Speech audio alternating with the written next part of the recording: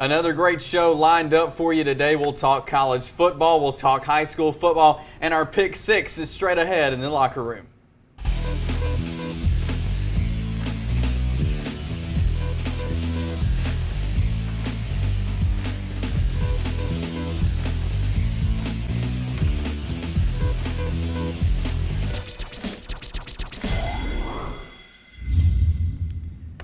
And welcome inside the locker room with Gerhard Mathangani. I'm Chase Robinson. Like we said, a great show for you. Let's start with college football like we always do. The Crimson Tide rolling huge against Texas A&M Saturday. Yeah, it took a little while for them to get started, but towards the end, the second half, you kind of found out the reason why Alabama is Alabama, the reason why they were favored by 19 points, 18, 19 points going into that matchup.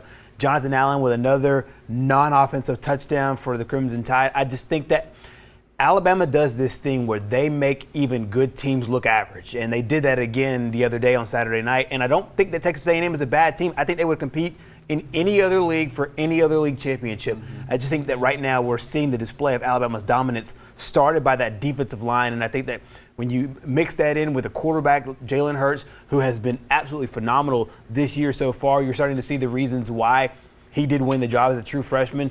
First true freshman in the Saban coaching area where he did win it. If you were to take a look at one of the bad things that happened Saturday, it's Eddie Jackson, their leader back there. They've always had one of those guys, whether it's HaHa Clinton-Dix, whether it's Landon Collins. They've always had a senior leader back there, a guy that was kind of the quarterback of the defense. They lost their quarterback of their defense. That's the problem they'll need to address as they move forward after the bye week. This week is their off week. They got a tough LSU team the week after that. What are they going to do this week to prepare for Leonard Fournette and LSU? Well, I think most of it is going to come down to the way they play on offense, because I think that they'll do exactly the same thing they did on defense as they did last year. I think one of the things that Leonard Fournette presents, the problem that he presents, is that most teams don't face a Leonard Fournette guy in practice.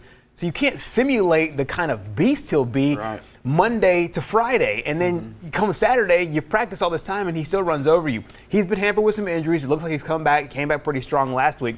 But the reason why Alabama was able to do so well against them last year is they had Derrick Henry in their backfield. They've been practicing against him since fall camp. Both Scarborough's kind of that same vein, same cut of cloth. So I think they'll be able to bottle Fournette up a little bit.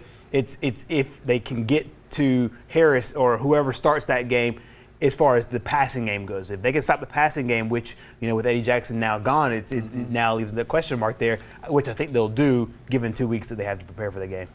Well, of course, the Alabama Crimson Tide is off this week, so let's move now to the Auburn Tigers, who came out and dominated Arkansas Saturday. I don't think you can talk to any Auburn fan really at the beginning of the season, beginning of practice, and say you're going to lose Javon Robinson, you're going to lose Peyton Barber to the NFL draft, you're going to lose Rock Thomas to Jacksonville State, and one game you're going to roll up 500-something yards of offense. They would have looked at you and thought you were crazy. I think that what we're seeing is a maturation of kind of what Auburn wants to do. Auburn's always wanted to be a team that runs this way, runs a power scheme, but they've always been able to do it with a quarterback that gives them an extra dimension running the football. Shaun White doesn't necessarily do that in the same way that maybe Cam did or Nick Marshall did. But you're starting to see the maturation of the offensive line as well. And, efficient passing with a good running game will win you a lot of football games. And so far, Auburn's kind of found that click, that spark, so to speak.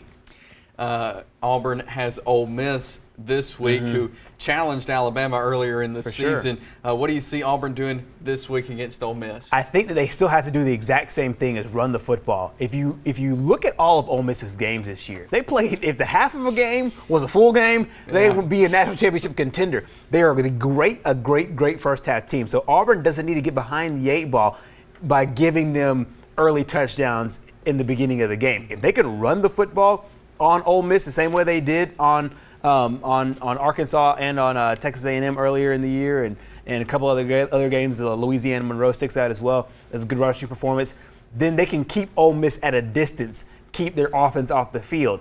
But if Ole Miss can score some touchdowns early and Auburn is now playing catch-up, now the game is interesting. This game is in Oxford, just like the Alabama game was, and so things always kind of get crazy there, so we'll see how it all shakes out. But as far as the offense goes, just keep doing what you have been doing. Auburn really hasn't had that that road night game yet like they'll have this Saturday night. Yeah, it's a different dynamic, especially in the SEC. They've had a bunch of those at home, but now you got your first one in the SEC on the road, and Ole Miss is going to be fired up considering the way they played Arkansas and considering the way they played Alabama. They need to notch a big win, and Auburn comes in as a top 20 team. I'm sure they'll be fired up to do so. Well, here's Coach Gus Malzahn this week as they prepare for the Rebels. They're playing a very talented Ole Miss team this week. They got one of the better head coaches in our league. They play extremely well at home. They played Alabama closer than anybody. They beat Georgia by 31 points. So they got the talent. They're a good team, and we went there 2 years ago. Went down to the very end. Extremely tough place to play. You can see that game 6:15 on the SEC Network. Now on to the Jacksonville State Gamecocks. Another win for them Saturday, but they did it a little different. This time all 3 touchdowns were defensive touchdowns. I can be honest with you, I haven't seen a game like this in a long time, no matter who the defense is. Even if you look back at some of the greatest defenses of all time, like the Baltimore Ravens, the Pittsburgh Steelers, and some of those defenses, you don't see the kind of production that you saw. And only touchdowns of the game were all by way of pick 6 as far as JSU's touchdowns go. One of the things going into this season that John Gross talked about was the secondary having to improve. They lost a lot of guys from that secondary, lost 30 seniors last year overall. The majority of those guys were on defense. And I think what you're able to see with this team is they have a cohesiveness between their front 7 and their back 4. And I think that when you add guys like Jalen Hill and Reggie Hall, they've been playing well back there in the secondary, but a lot of that's because of the front 7. The guys on the front, on the defensive line, and their linebackers have been playing really well. And in an offense, in a day where they rolled up 300-something yards, they don't get a touchdown. It's a pretty good safety net to have your defense be able to score. What does that say, though, about the number 2 team in the nation not being able to score on offense? I just think it's a red zone lapse more so than it is a trend towards anything different. I think if they had maybe they couldn't get anything going in the ground game or through the air, I think they would have some more issues. And also you have to remember that Rock Thomas is out as well. And I think one of I don't think the offense is necessarily the problem. I think it's the special teams is the issue. They went 1 for 3 on field goals, and kicking has been a big factor for this team. And it won't necessarily matter as much in the OVC, in my opinion. It matters late in the playoffs, though. You get to a game where you need a big field goal in a big spot. You want to be able to rely on your kicker and not have it to go for it and put your team in maybe precarious situations, having to go for it maybe on 4th and 3 in the middle of the field because you just need to keep your offense on the field. I think that the offense will find its groove. I mean, I'm not worried about them as much with Eli there and with the seasoned offensive line, Josh Barges, the receivers and whatnot. I think they'll get it together. Special teams think they need to get it there. Defense already arrived. They got Eastern Illinois this Saturday at home for homecoming. Eastern Illinois a little better than the past 2 OVC teams they've played. Yeah, this will be the best OVC team they've played so far up until this point. And EIU comes in with a 3-quarterback system. Well, no, maybe not a system, but I think an injury got the other 2 guys on the field. They all performed, though. And so JSU will have to play well defensively once again. I think that this is the game they look to their offense. Hey, can you guys score some points? Because teams have against this team. Well, here's Coach John Gross this week as they prepare for Eastern Illinois. And Coach Dammer will have this bunch ready to play. I mean, they're backed in the corner like old grizzly bear. When you're coming after the Cubs, I mean, they dropped one. They feel like it should have won, Saturday. So, they've got to win this one. So we will get an extreme effort out of them, and we know that. And we always do. It's always a war. We went up there last year, and it's 3-0 at halftime. So it's a very, very close game, and they always battle us hard. So it's a well-coached football team, very talented football team, so we got our work cut out for us. I'm glad we're at home and ought to have a good crowd Saturday. And you can see that game 2 p.m. right here live on TV 24. We're going to grab another timeout. When we come back, we'll talk some high school football, so stay with us here in the locker room. Back in here on the locker room, and Gerhard, it's hard to believe we are at the last week of the final regular season for high school football. It seems like we were in our meeting not too long ago talking about the preparations for the season and how we're going to do our pigskin roundup show, and then we rolled into week 0, and that's rolled into week 5, and then now we're here at the end of the year. We have the playoffs already just about set, and we're thinking about the regular season coming to an end. A lot of teams will not be playing football anymore after Friday night's games, and a lot more will be, moving on and advancing towards the playoffs. Yeah, it's funny and weird how fast these 11 weeks fly. Well, we got a good game this Friday night. It'll be our game of the week for the Pigskin Roundup. That is Cordova making the trip over here to Montford. Yeah, this is an interesting game because Cordova comes in as one of the top 10 teams in the state. When they were in Class 3A, they played Piedmont back in 2009 for a state championship. So they have a championship pedigree down at Cordova. But Montford is a team that last year really made a strong run in the playoffs, made it all the way to the semifinals. And, they're hungry for more. And last week they played Leeds High School, and Leeds obviously is the back-to-back state champion. I think that what you saw out of that game was Montford, a lot of self-inflicted penalties, a lot of self-inflicted things hurt them early on. And this game, it's questionable if Avery Harris, their quarterback, will play. It's also questionable if Corey Russell, their primetime running back, will play as well. So I think that Montford's in for a big challenge. But the thing is that they cannot really advance their position in the playoffs. So I think that they use this game mainly to get other guys ready. Let's just say Harris can't play or Corey Russell can't play. If they can get their other guys ready for what is going to be a team that we expect to be in this thing at the end, Cordova, I think that they'll serve themselves well. Not necessarily a moral victory, but not necessarily having to win this game in order to prove that you are a playoff team. They did that last year. Well, let's take a look now at the top 10s for the Alabama Sports Writers Association high school football polls, and we'll start in Class 6A there. You see Hillcrest Tuscaloosa hanging on to that number 1 spot. Even after their off week there, you see the Oxford Yellow Jackets at number 2. Yeah, undefeated on the season still. The Yellow Jackets have been rolling, and like you said, they didn't lose their position because of their off week. I think they're still looking up to guys like Hillcrest Tuscaloosa. We still have to see teams like Minor and Opelika and some teams that we haven't had the privilege to see in this area just because of the lack of 6A football teams that are in the East Alabama community. I'm interested to see what Oxford, if you were to pinpoint maybe 2 or 3 teams, and I'll let you know some other teams later, I'm interested to see how Oxford does in these playoffs because this is the first time they'll really get to play tons and tons of playoff competition going deep into the postseason. Well, let's take a look at the Class 5A top 10 poll there. Scottsboro, after their huge win over Etowah, stays at number 1, and you see Etowah got bumped down to number 6. And Central Clay County, even after their 28-12 win against Talladega, stayed there at number 5. Central Clay is one of the hottest teams going into this. They didn't beat Talladega the way that I think a lot of people thought they should beat Talladega, but I think Talladega is much improved. And Central Clay is a team that I think moving forward, you have a lot to look forward to as far as in these playoffs. They have a lot of players returning back from last year's team, so we'll see how they do. But it's a really good respect to Etowah to see that they only dropped from 2 to 6, even after losing by 30 points. That shows you the amount of respect they have for Scottsboro as the number 1 team, but also for Etowah, and I think they'll have a lot to say before this thing is said and done in the 5A playoffs. And let's take a look at Class 4A now, as Andalusia there at number 1, Madison Academy at 5, Jacksonville at number 10. There you see Cordova, who comes to Montford, there at number 8. Yeah, the Cordova is a team that gets a lot of respect. I think Jacksonville, what you saw out of them last week against Cherokee County, I'm surprised, though, Cherokee County did not get ranked. Jacksonville's number 5 in the state going into that matchup. If you extended them out, if you extended the votes out, Cherokee County was in there at that 14, 15 spot. So I'm interested to see how Cherokee County does as they now are really at a place where they want to prove themselves to everybody else because it looks like they might enter the playoffs unranked. And I think this is one of the more dangerous teams in Class 4A football. And let's now take a look at Class 3A, where we got a couple of local teams, including the number 1 team in the state, Piedmont. And there you see Ohatchee after their win against Glencoe at number 7. Yeah, Piedmont is still the team to beat, and I think they have proved it in just about every way. And one of the teams they have beaten is Ohatchee. They've also got key wins over teams like Leeds and Cherokee County earlier in the season. I think that this is right now. I don't want to put a lot of pressure on them, but I think this is Piedmont to lose right now going into the 3A North. Now, obviously, the situation is different if they are to make it down to Jordan-Hare and play in the state championship game. But as for right now, this is Piedmont's to lose, and I'm interested to see how Ohatchee does in the playoffs as well. They've already played some high caliber teams just playing in 3A Region 5, Piedmont being one of them. I'm interested to see the Indians moving forward in the postseason.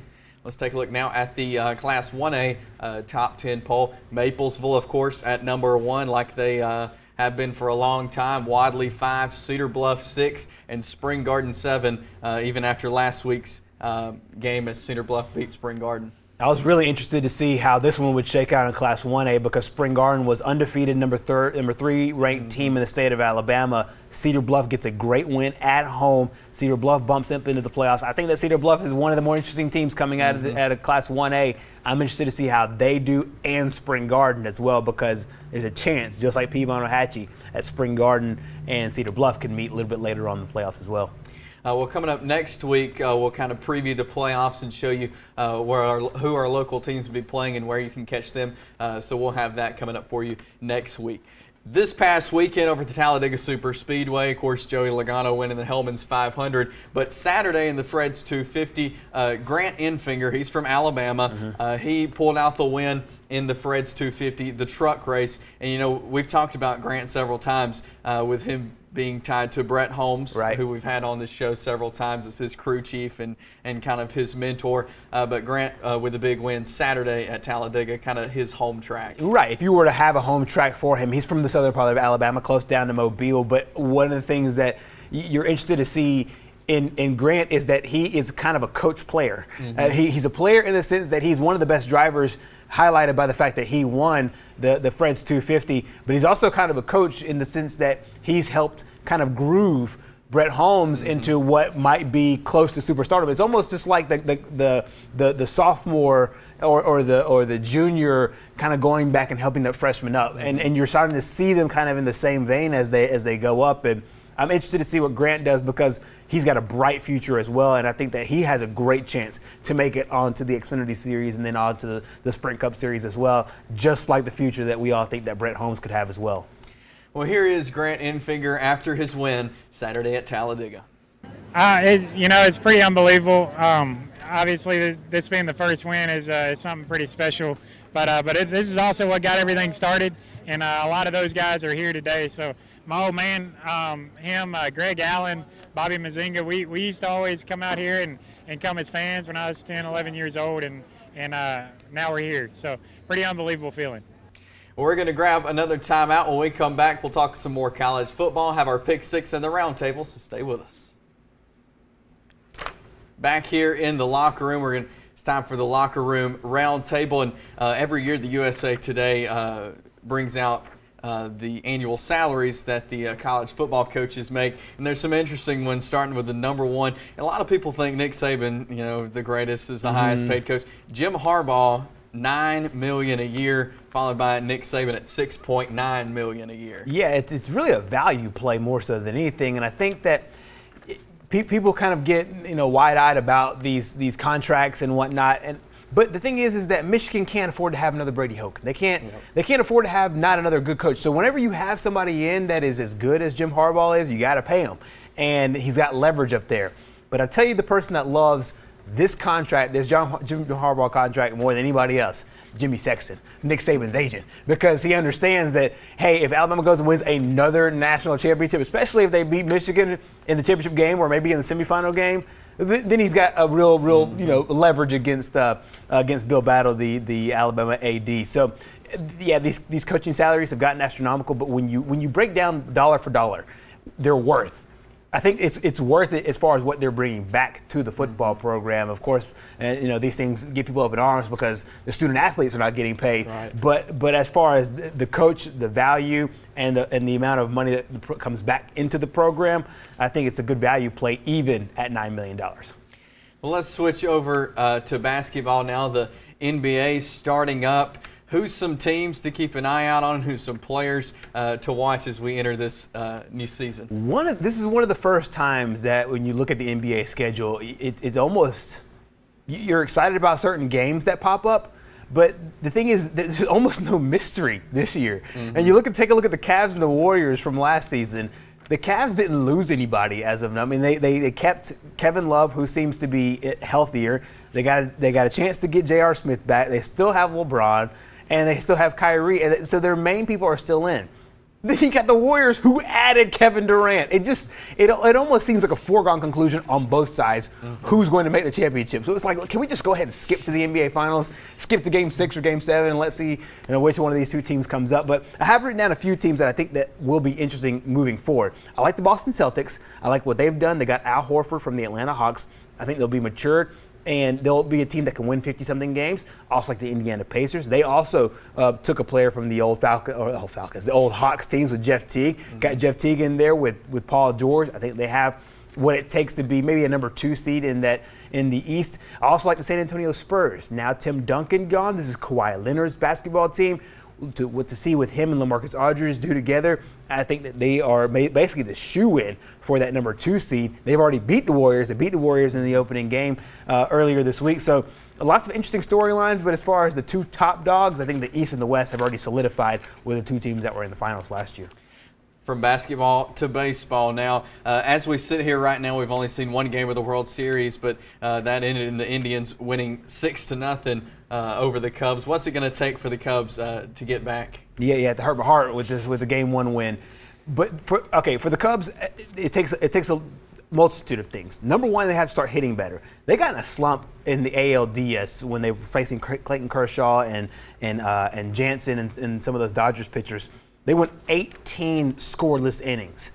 You can't do that against the Cleveland Indians. The Indians don't necessarily hit all that great. They did in game 1, but they batted 168 in their sweep of the Toronto Blue Jays in the American League Divisional Series. So if the Cubs can get their bats turned around quickly, and runs are hard to come by against this team because they're just so good. They don't have a dominating pitcher. They don't have a Jake Arrieta. They don't have a Clayton Kershaw. They don't have that one ace, Madison Bumgarner, for the San Francisco Giants. What they do have, though, is a crazy good bullpen led by Andrew Miller. So if they get runners on base, they got to bring them in, because each and every wasted opportunity is you're sinking yourself more and more in the hole. But we've got to remember, the Cubs only need to win 1 game in Cleveland. They sweep at home, win 1 game in Cleveland, they're going to win the series. But as of right now, the Indians have what it takes to take this thing home. Well, it'll be an interesting World Series, and we'll keep talking about that for you here on The Locker Room. It's time now to go back to college football, to our Pick 6 as we take a look at last week's standings.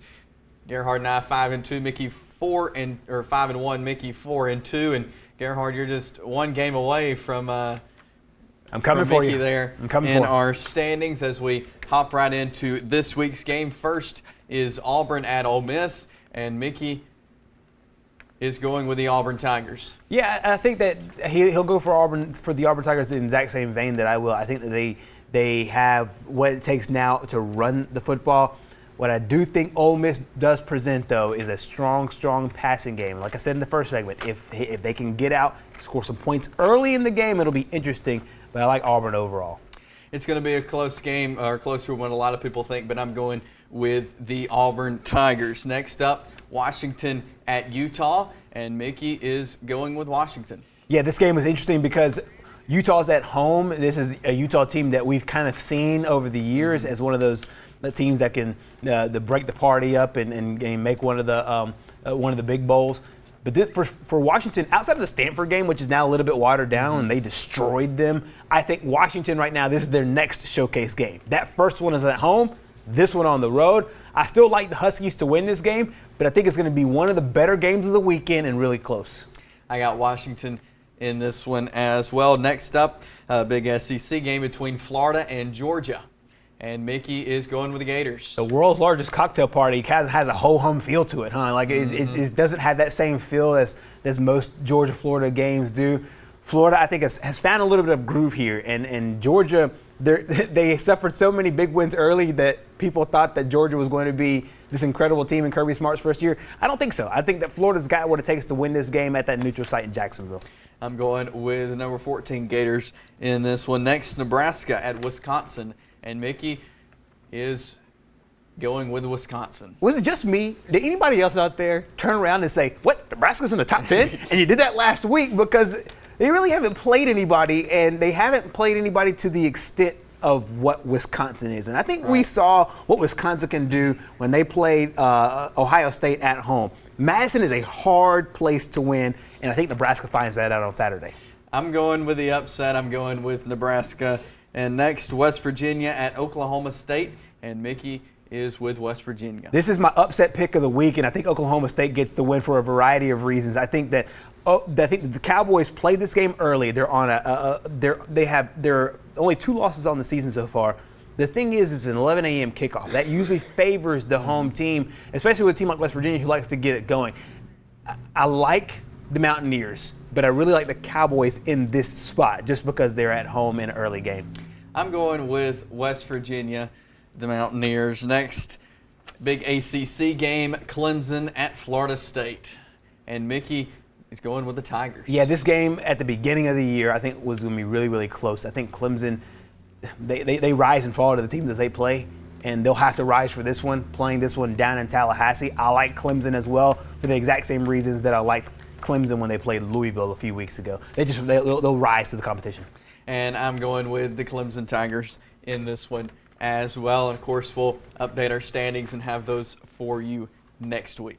Thanks so much for joining us this week on the show. Have a great week. We'll see you next week inside the locker room.